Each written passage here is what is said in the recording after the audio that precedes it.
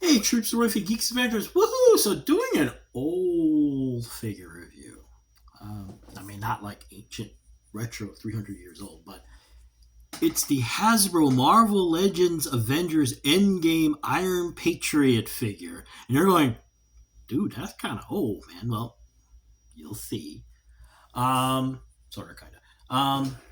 So traditionally, the Iron Patriot figures and also the War Machine figures, if they're they started because of the comic book War Machine, where basically, it's like all beefed up Iron Man figures with extra guns and yada yada yada. And of course, in the films, kind of the same general idea, except maybe a little bit different form, like this one here. Um, Now, this one, when the figure originally came out, there must have been some kind of weird run or something on the Avengers Endgame series because the price on the secondary market went bonkers for like about 2 years, like literally 50, $60 each mint on card. And it's like, and I'm like, okay, I want to get him, but come on, man, this is general retail. What's going on? And then all of a sudden, I don't know if they found like a giant, there was a corner of a freighter that they found them, but now you can get these for normal retail price plus or minus. And you're going, so what's the big deal? Come on. This is the big deal. Um, and you're looking at this and going, that looks like a Gundam. That's why. That's why. It's so cool. It's precious. Okay. The Silver Centurion Iron Man is still precious because I'm obsessed. But this is really close. Remember the first time seeing this? Now, it is. I mean, look at this. Yes, it is grossly different from this. Which is why I joke. That's why I said, it's Gundam Patriot or Iron Gundam or something. I mean, because literally, look, and this is why this figure is. Kidding aside, this is a beautiful piece of work. There is an immense amount of detail in this thing. Like Gundam, like a lot of mecha based, like Macross, you've got missiles everywhere here. You got the missile boxes up here.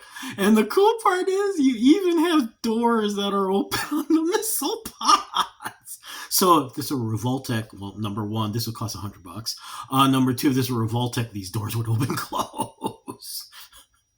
And the guns would swivel and all sorts of really kind of cool, but obnoxiously expensive stuff. But I mean, seriously, look at this thing. The detail. You can see the individual missiles, and they're all painted. I mean, not brilliantly painted, but painted. Even look at the back. You got the vents for the jet propulsion units or whatever these vents are for. They're cool. Even at the back. Then you've got these guns here. I mean,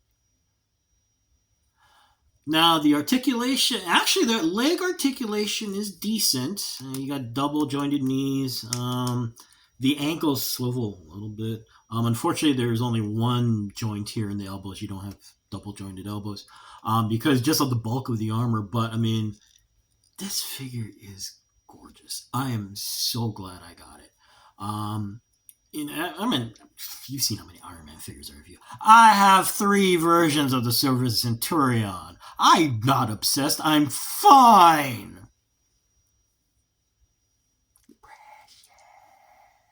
But it is a beautiful piece of work. I mean, that's what's so eye-catching about it. I mean, these are still beautifully done. This War Machine, well done. The comic book accurate one, well done. But then you got this thing where there's like the sculpting on it. Paint it's Iron Patriot, so it's mostly blue with some red and silver highlights. Because Iron Patriot, get it? Iron Patriot. I'm getting bad flashbacks to the little bit of dialogue that Tony and Rhodey have in Iron Man 3. Iron Patriot, really? Tested well with the research groups, okay? But anyway. So yeah, yes, this figure is old, but if you haven't picked it up, honestly, if you're an Iron Man fan, actually, you know what? It's not even so much Iron Man fans, but for mecha fans out there, if you're into mecha, anime stuff. This is just a beautiful homage. Now you're wondering, so how come it doesn't look like in the movie?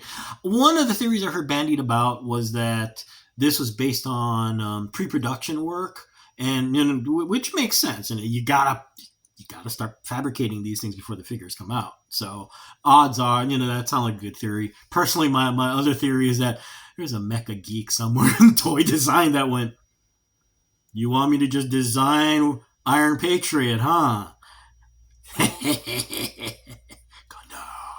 Anyway, so yeah, check online, check your local.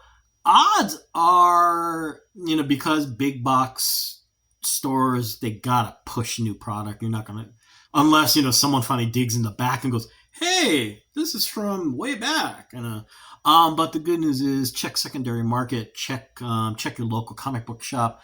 Those folks, they should be able to get you this for a reasonable price. I think, like, even on like something like Amazon, I think it's retailing for like $30. Which, and the other really cool thing about this, manga Dead Spawn from '93, so massive figure. This thing's huge. Actually, yeah. This the Marvel Select Iron Man.